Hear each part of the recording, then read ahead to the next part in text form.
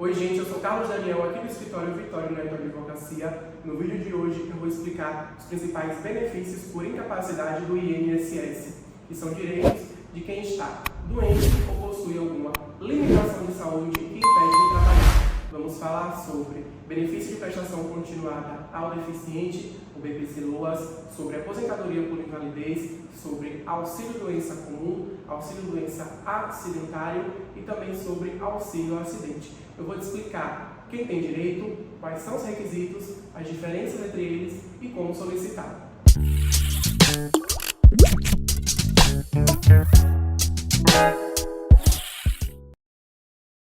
O primeiro é o benefício de prestação continuada, o BPC-LOAS, que é um benefício assistencial pago no valor de um salário mínimo para quem nunca contribuiu para o INSS, quem deixou de contribuir, perdeu a qualidade de segurado e possui renda baixa. No caso desse benefício, a renda é um fator determinante. O requerente ele tem que possuir a renda baixa inferior a 1/4 do salário mínimo vigente, tem que estar formalmente inscrito no cadastro único, tem que estar com o CAD único atualizado no momento de solicitação, e esse benefício possui duas modalidades: o benefício de prestação continuada ao idoso, que é pago ao idoso com mais de 65 anos, e o benefício de prestação continuada à pessoa com deficiência. No caso desse, é necessário comprovar um impedimento de longo prazo para as atividades laborais. Como prova esse impedimento de longo prazo? Através de laudos e relatórios médicos no momento da solicitação do benefício. Laudos e relatórios que atestem que aquela pessoa possui um impedimento de longo prazo e que está impossibilitada de exercer as suas atividades de trabalho, as suas atividades ali de cunho econômico. É importante a gente ressaltar também que esse seria um benefício em que não tem direito a 13º e também não deixa pensão por morte. O próximo é o auxílio-doença, hoje chamado de auxílio por incapacidade temporária. Benefício pago pelo INSS ao segurado do INSS, ao contribuinte do INSS que está temporariamente incapacitado de exercer as suas atividades laborais devido a alguma condição de saúde. É importante ressaltar que os primeiros 15 dias de afastamento é pago pela empresa. O INSS assume o pagamento após esses 15 dias mencionados. Em regra, o benefício requer 12 meses de carência, ou seja, 12 contribuições para poder solicitar o benefício. Mas existem algumas exceções previstas em lei, como em casos de acidentes de qualquer natureza ou de doenças graves como o câncer. E o valor vai depender da média das contribuições realizadas ao Instituto Nacional de Seguro Social.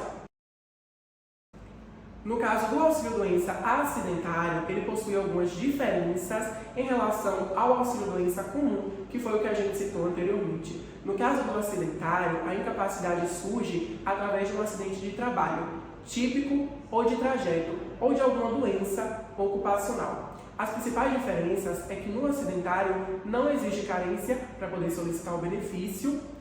A empresa continua depositando o FGTS normalmente durante o período de afastamento, e quando o trabalhador retorna para o trabalho, retorna para as suas atividades, ele possui uma estabilidade de 12 meses dentro do trabalho.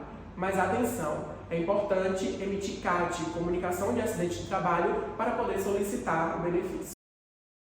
Agora, vamos falar da aposentadoria por invalidez, hoje chamada de aposentadoria por incapacidade permanente. Esse benefício é concedido ao trabalhador segurado do INSS que está de forma permanente impossibilitado de realizar as suas atividades e que não pode ser reabilitado para outra profissão. Esse trabalhador tem que estar obrigatoriamente na qualidade de segurado e, via de regra, para solicitar o benefício é necessário 12 meses de carência. Porém, pode ser dispensada em alguns casos previstos em lei, como doenças graves e acidente de trabalho. O valor do benefício ele vai depender muito da média de contribuições realizada por este segurado ao INSS.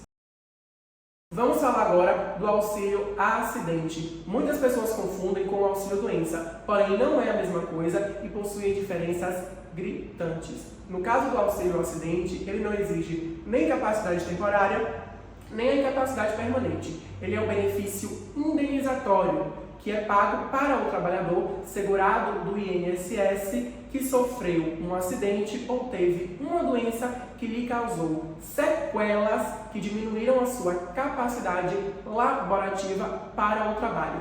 Ou seja, aquele trabalhador que teve uma doença, que sofreu um acidente, que recebeu ali o seu auxílio-doença e após retornar às suas atividades ficou com sequelas, ficou com limitações, por exemplo, limitações no braço, limitações na perna, ou até a diminuição da visão, que diminuiu a sua capacidade para exercer as suas funções, ele tem direito ao auxílio acidente. Esse auxílio é um benefício indenizatório, ou seja, pode acumular com o salário do trabalhador. O trabalhador recebe o auxílio acidente e não deixa de trabalhar. Pode trabalhar e receber o auxílio normalmente. Ele é um benefício indenizatório pago de forma mensal no valor de 50% do salário da época do fato gerador da sequela, ou seja, na época do fato do acidente ou da doença.